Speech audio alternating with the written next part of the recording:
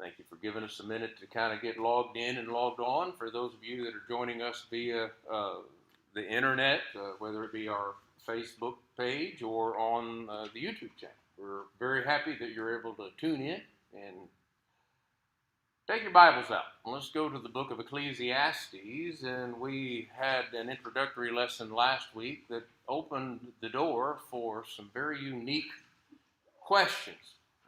And we're going to try to answer a couple of the questions that we began with. Actually, there's a question and a challenge that we have to embrace. And I hope that we can begin to learn from this book the principles of life that will provide for us a clear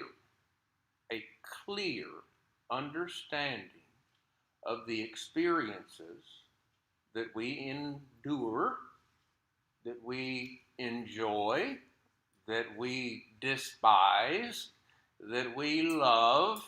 All those experiences, we're going to find a place for each one of them. In fact, in chapter 3, it starts talking about there's a time for everything, and some of those things are not pleasant, but it's just talking about life and time. So, hello to all. See many of you signing in. I mean, look, that is, when I was pulling up my phone, my Bible on my phone today, and I went to the GNT, the Good News Translation. Here's the Good News Translation, and then the first thing I see, it pops up, life is useless. How can you write that in the good news? How does that equate? How can God share something like that in the midst of the good news? And that is a challenge, isn't it? And so it does bring us to this place where we are going to look at life as we know it. Because, we hear the good news of Jesus Christ, and it is indeed that which transforms this life. That's what makes this book make so much sense in life as we know it, and why we have such insatiable desire to know more or understand better about what's going on so that we can comprehend where are we? Why are we doing what are we doing? What are we doing and why are we doing it? Isn't that a good question? I mean, why is the sky blue? Well, that we'll get Brother Patton to answer. But why are we doing what we are doing? What advantage does man have in all his work, which he does under the sun? And so let's start with opening the book. And we didn't do a lot of reading last week. We're going to do a little bit more. It's a contextual lesson. I can lecture it in an hour. I have taught it over 2 months. And this state of how we are in our social interaction, I can see some. Well, there's Fred. Say, actually, Fred, I've got some questions coming for you. And if you were here, I would ask you, what's the one thing we learned from history? And you would give me the answer, so you can type that in. But you see what I'm saying is that it's difficult when you don't have all of the commentaries, and many of you that I know, as Fred would say, the one thing we don't learn from history is we don't learn. Or the one thing we learn from history is that we don't learn from history. What advantage does man have then? How do we go back and we see, or measure even, success? Because vanity of vanities, or what profit has a man in all the labor in which he toils under the sun? Chapter 1 and verse 3. Or, in our introductory, life is useless. Now, I've been looking for that word, this hevel, that we're going to look at in a minute, as far as, what the translators have struggled with coming up with a word like vanity or useless, or striving after the wind, to take that word hevel and make its impact meaningful as much as the Bible forces it to have. But let's go to chapter 2, Ecclesiastes 2, beginning in verse 17. Let's read, because it says, I hated my life because the work that was done under the sun is distressing to me, for all is vanity and grasping after the wind. for me being that, the positive individual that I am in the direction of life and the way that I live, you read these and you go, what is this talking about? I hated my labor, which I had toiled under the sun, because, oh, wait a minute, he's going to give me a reason. Because I must leave it to the man who will come after me, and who knows whether or not he'll be a wise or fool. Yet he's going to rule over all of my labor, which I toiled under the sun, and I have shown myself wise under the sun. This is vanity. He's saying, I have performed, I have sought out wisdom, and I have done well for myself, and when I'm gone, some clown's going to come behind me and waste it all. It reminds me of the $700 investment that I made in landscaping, my first home. And I did a good job, borrowed a neighbor's tiller. If y'all have ever engaged in that, you know what an exercise of futility that can be. And by the sweat of his brow, he put in this beautiful landscaping in this little 1,600 or 1,400 square foot home. It looked pretty. Well, within a few months, I've sold the home. And I drove back by a little over a year later. And my beautiful work of art looked like a jungle. It was a complete waste of time. So what advantage did I have of all that I'd done under the sun? I learned there that don't spend too much on landscaping. No, that's not what I learned, but let's keep reading there. I want to get in front of myself, and I'm not going to do it. I hated my labor, because that's what he's saying. I did all this work, it looked so great, and somebody's just going to mess it all up. What is he talking about? Things that are beyond his control. Now, we all have that discussion with ourselves sometimes, don't we? Oh, give me a problem that's, bigger than you. I got your answer. You're worried about something that's bigger than you are. You can't control that. Well, the writer of Ecclesiastes is going to put some really fact-finding words in your heart. There's a lot less you control than you think. So we do. Continue. And who knows whether he be a fool, verse 19. Verse 20. Therefore I turned my heart to despair of all the labor in which I had toiled under the sun.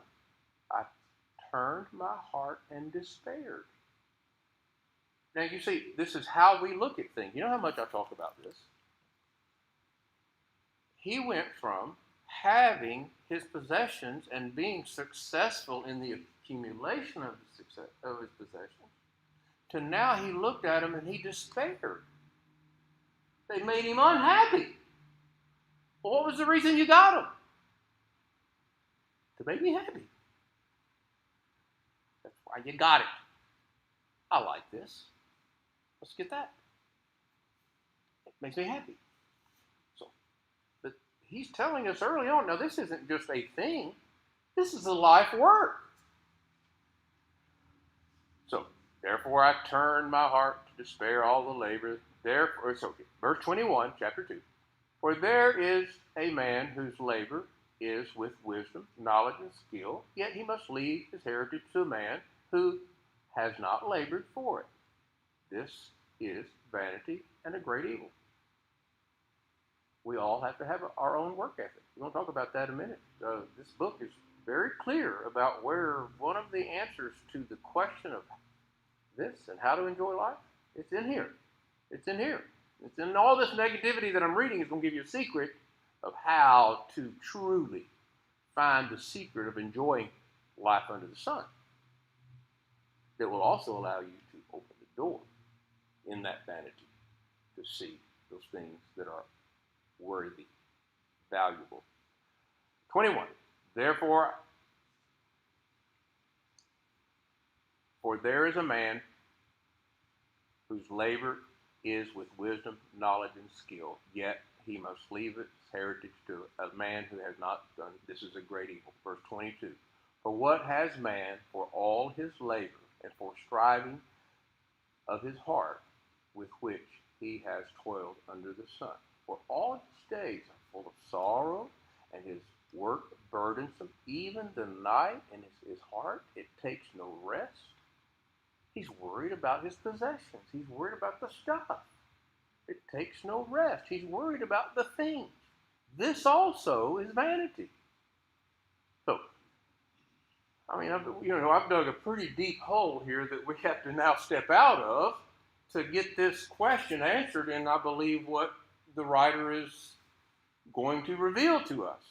And he reveals it in a couple of ways, a couple of times, in really small little pictures, little windows. Because remember, we're looking at life under the sun in this life. So we continue. Verse 24. Nothing is better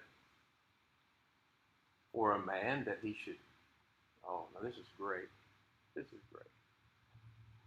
That he should eat and drink, and that his soul should enjoy good in his labor. You know what? If you've ever met a man that's built his own business and retired, you see what that verse is talking about.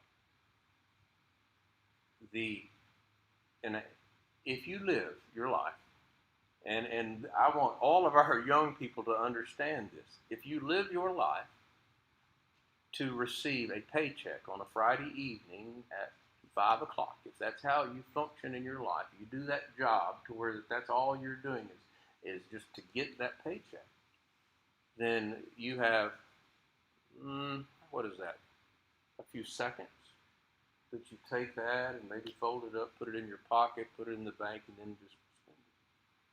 So that's the longevity of your, quote, happiness or purpose in this work that you've engaged. But if you enjoy the work, then you've taken the entire week and made it something different. So what is the advantage, or what is that which we can take with us? He's already said that you can't take your stuff. Somebody else is going to take it. So what is it that you should do? Nothing better, verse 24, that for a man that he should eat and drink, enjoy a good meal, and that his soul should enjoy the good of his labor. You know what, Bernice? I think we can go to the Good Shepherd, and no matter where we are in our lives or what phase, that's what we're going to try to accomplish, is enjoy a good meal and good company. And you're going to see that in this book of Ecclesiastes when it gives us these answers. Nothing better for a man to eat and drink, and that he should enjoy the good of his labor. This I saw, it was the hand of God. Now, you remember we started talking about, life under the sun. All of a sudden, now we have the hand of God. And he even talked about who could enjoy more than me? Who could have more than me? But what does he say? Verse 24 through 26 there. Or who can eat, or who can have enjoyment more than me? For God gives wisdom and knowledge and joy to a man who is good in his sight. But the sinner he gives the work of gathering and collecting, that he may give to him who is good before God. This also is vanity and grasping to the wind. That entire process, he's saying, of this individual who is in the sinner's work has lost purpose in life. He's lost the control or the purpose. He gives this work of gathering and collecting, but no future. So the first statement to the first question. Enjoy the good. In fact, listen to how loudly chapter 3 becomes. We're going to go back through chapter 2. Y'all don't think we skipped 1 and 2 about all the stuff, how he got to hate all his stuff. Because I want to show you that you're going to hate all your stuff too. Eventually. Chapter 3, 11, 12, and 13. I know that nothing is better for them that to rejoice and to do good in their lives, and that let every man should eat and drink and enjoy the good of his labor. It's the gift of God. Wow, what a beautiful chorus that he sang for us in the midst of what I thought I was in the middle of despair, because no matter what I did, I'm not taking it with me, and no matter what it accomplished, it doesn't have a lifespan other than mine. But it's changed because rejoice and, listen to the words, do good. Do.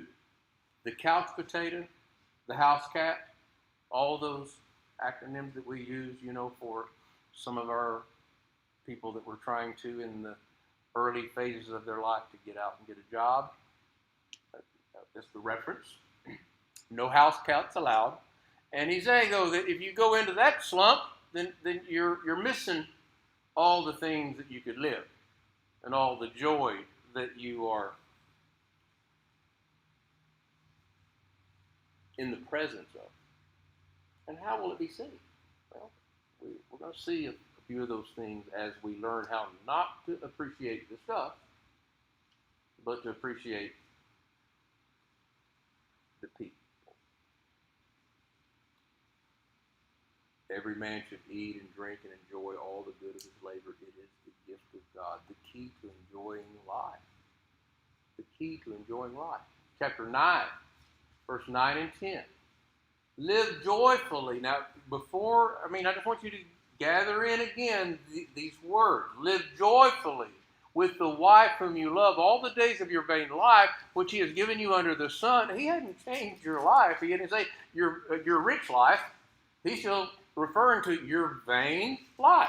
That is, buying, selling. We're consumers. We're just consuming, right? And so once we consume, we go get more to consume. That's how it works. That's the economy. Live joyfully with the wife whom you love all the days of your vain life, which he has given you under the sun, all the days of your vanity. That's your portion.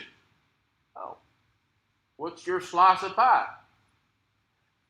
You have to make a decision to live joyfully with the wife whom you love all the days of your vain life, which he has given you under the sun, all the days of your vanity. For that is your portion in the labor which you perform. Aren't y'all excited about, this was hump day, and tomorrow you only got 2 days to carry this kind of energy into your work day, Thursday and Friday, if you're on one of those normal schedules. So here we go. You got the things in life moving forward. Whatever your hand finds to do, do it with your might, for there's no work or device or knowledge or wisdom in the grave where you're going. I just found the answer to my question. What advantage is that I can do it. I have the opportunity to do the work. I realized after shoulder replacement, things getting a little older, that, there's a lot of work I can't do like I used to.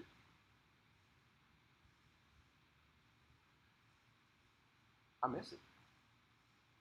And for the young person, you should grasp every moment. It's all you got. It's your portion under the sun. Get it. And live joyfully. Now, I got verse 11 is after verse 10. So, you're the best guy. You got the best plan. You got the best business plan that is out there, and it is airtight. But life under the sun forces you to calculate this. I returned and I saw under the sun. This is 9:11. The race is not to the swift, nor the battle to the strong, nor riches to the wise, nor riches or bread to the wise, nor riches to men of understanding, nor favor to men of skill.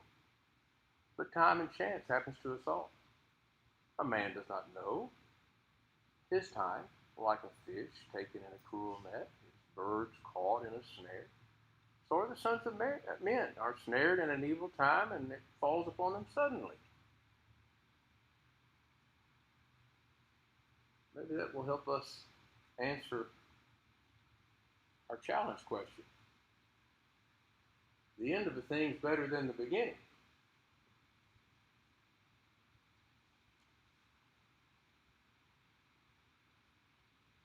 the beginning, we had a start. In the end, we now reflect. So have we just convoluted or crossed into something where that we've lost clarity of vision? We've said, live joyfully. It's your portion, and whatever your hand finds to do, do it with all of your might. And then in 9/11 it says, but you know what? Time and chance happens to us all. And you don't know that it could all fall apart. But it can. So do you stop? No. But here's what you don't say. Chapter 7, verse 8. The end of the thing is better than the beginning. The patient in spirit is better than the proud in spirit. Do not hasten in your spirit to be angry, for anger rests in the bosom of fools. And so where does that anger come from? Well, it comes from every different direction. You know what anger comes from? From loss. It comes from loss. It comes from it not going your way. And what life under the sun is telling us in this book of Ecclesiastes is life does not always go your way. Don't get knocked out. Do not say, why were the former days better than these? You do not inquire wisely concerning this. You want to make a plan for next year? If you're in business, let me give you some help. If you rely on how it used to be, how good it used to be, and that's all you talk about in your meeting is how good it used to be, guess what? That's how it used to be.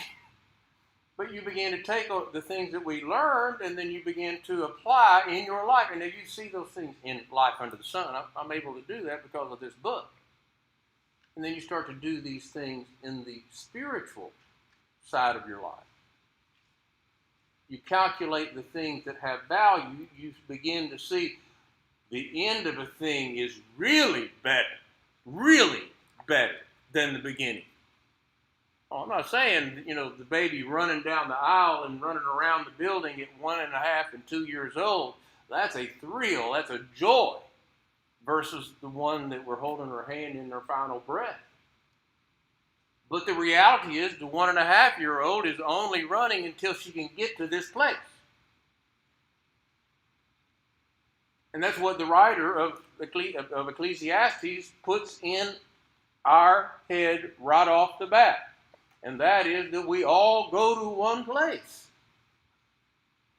We all die. He even makes an observation, and we'll come back and say, as it was for the fool, it'll be for me. It really bothers this wise man, the fact that no matter what he does, no matter how successful he is, he's going to leave it to somebody that's not going to take care of it like he would, and he's going to die just like the guy that doesn't have the sense.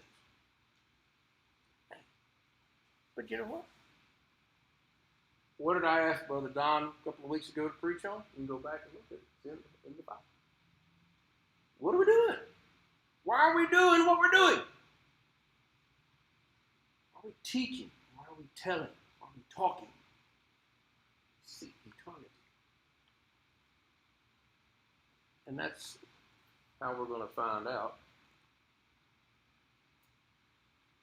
to live our lives in the face of 9/11. Some of you learned how to live it in the face of the Great Depression. Some of you learned how to live it in the face of World War II, maybe, some of you that are older, the Vietnam War, the pandemic of 2020. We've all learned how to live our lives. We didn't stop. We didn't stop consuming. We continued. Live joyfully with your wife whom you love all the days of your life. So I don't overload it, and that's why I put this on 30 minutes. Okay? I put this on 30 minutes because I've got another 30 minutes to just add on as much as I just gave you, and you're going, wait a minute. So I want to keep it like this because I want you to not let it go, and if you need to go back and listen to it, you can catch it on the way to work. I want to ask you a question, though. So I'm going to jump to the New Testament for this one. In Ephesians 3, Because we're reading life under the sun, okay? We're just talking about, you getting up and going to work. That day in, day out stuff. Ephesians 6 says, bondservants, beginning of verse 5. Be obedient to those who are masters, according to the flesh, with fear and trembling, in sincerity of heart as to Christ, not with eye service as men pleasers, as bondservants of Christ, doing the will of God from the heart. Now, that's a very critical part, isn't it? I mean, that's a disconnect for most people. We go to work and live one life, and then we come to church or home and live another one, right? Well, I think that what we just saw was we have this person inside of us, desirous of this eternity. And he says, not as I serve men, but with good will, doing service as to the Lord, not unto men. The final question. Is your work ethic spiritual?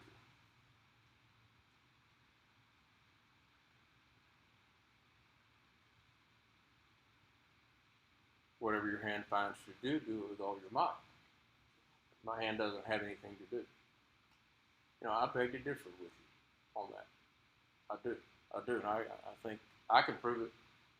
I can introduce you to some people that can prove that you may not have a long list of things that you got on your list of things that I can do, but there are some incredible things you can do. And people that seek to do good, God has given us the absolute promise that we can.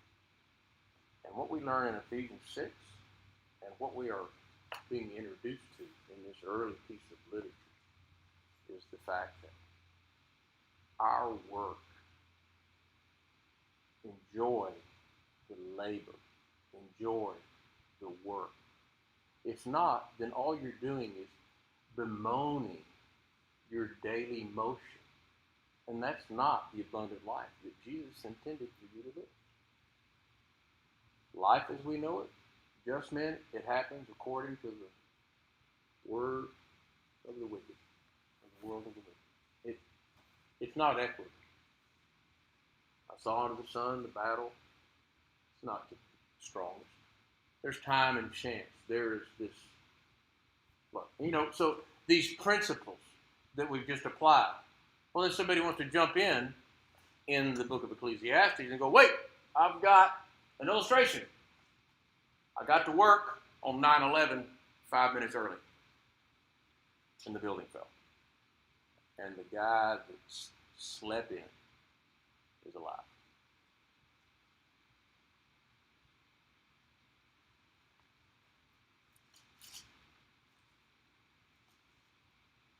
And he says,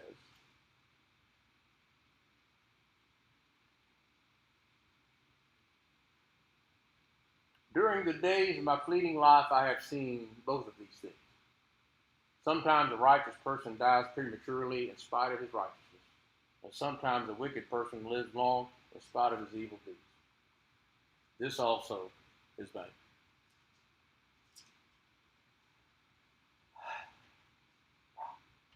Life as we know it. Huh? Life as we know it. All right, our time has, I can't do that. I cannot start. Let me pull up. We'll finish. Oh my goodness, I have a lot of, we didn't get very far, but I promised what I was going to do, so we're going to do it. Next week, we're going to take a capsule of chapters 1, 2, and 3, particularly in chapter 1, 2, and enumerate all the things that we have that we feel would bring us lasting happiness, and just see exactly what happened. And I got pictures to show you how it looks. If you can get everything you ever want. I think they have a TV program for people like that now. Called hoarding.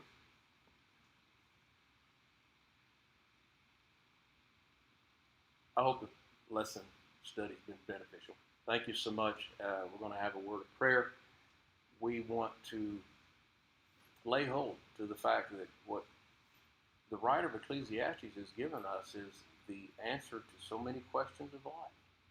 And that is, number one, learn what a work ethic is and learn why you work. And learn that if you don't enjoy the actual labor, then you're going to find yourself pretty much enslaved. But if you can learn to enjoy your labor, it is a decision, then you find yourself suddenly being that person of influence. It's an automatic.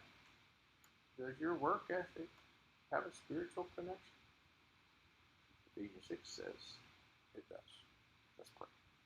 Thank you, Father, for the blessing of life, for the clarity in which your word provides for us these things that help us. They help us to see the things that we deal with from day to day.